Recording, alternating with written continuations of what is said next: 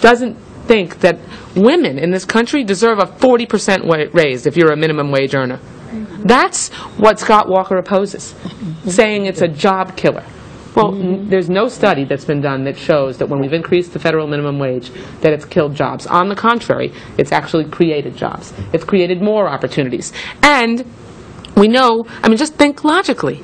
If you think about what it does for a family who has more money in their pocket, who are already minimum wage earners, these are not people who are going to invest that windfall in the increase in the minimum wage on the stock market.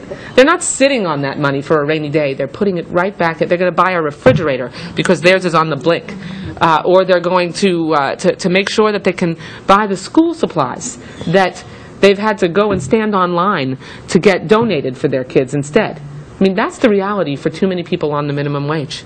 Because what minimum wage means today is poverty for too many people. Can you imagine working a 40-hour week and also still needing to to feed your family, needing food stamps?